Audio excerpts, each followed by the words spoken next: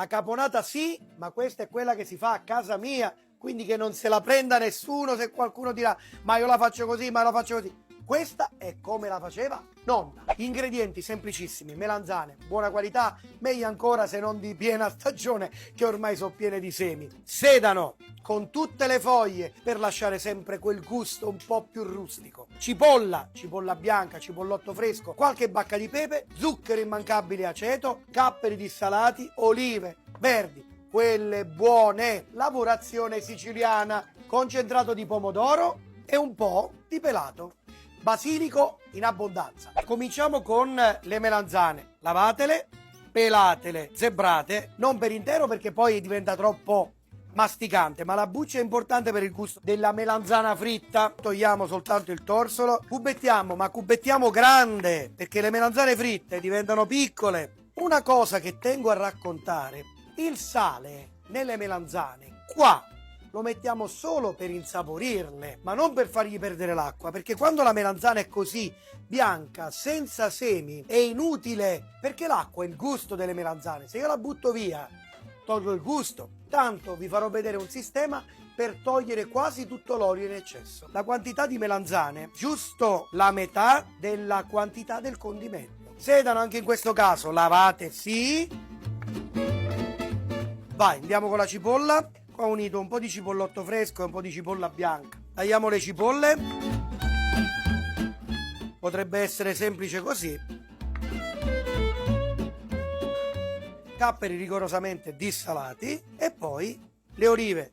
Mi raccomando, non vi state lì a tagliarle, tagliuzzarle, così. Anzi, la cosa bella è ritrovarsi proprio quel bello olivone intero quando ti vai a mangiare la caponata. Il ristorante migliore dove voler andare sempre e comunque sarà sempre casa di nonna. Diamo di frittura poche per volta, friggiamo una prima volta e poi le friggeremo una seconda volta. Scoliamo, le melanzane in questo primo momento saranno abbastanza cariche di olio. L'olio si è scaldato un'altra volta, l'abbiamo portato a temperatura più alta, circa 180 gradi. In questa seconda fase perderanno di nuovo l'acqua e l'olio.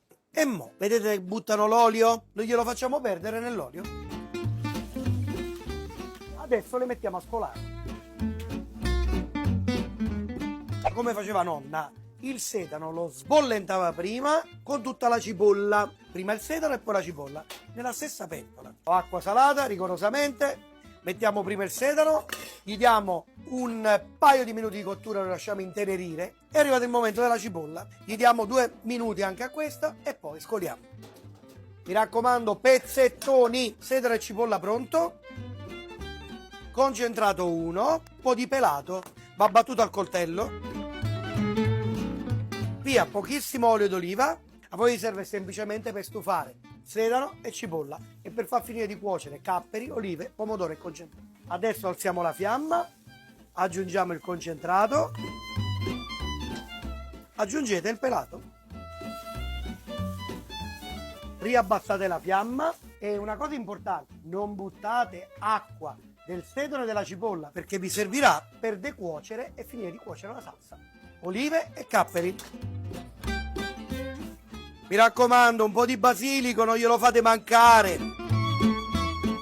Agrodolce, zucchero e aceto, immancabile per la caponata. Una parte di zucchero e 2 parti di aceto.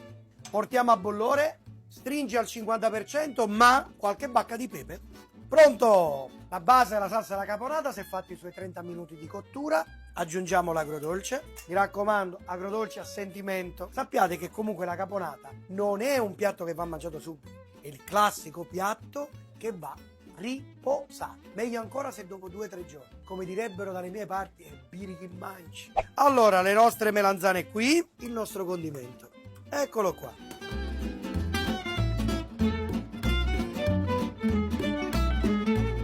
Un bel pezzo di pane, questa a temperatura ambiente e poi, mi raccomando, fate i bravi. Viva la caponata! Ciao nonna!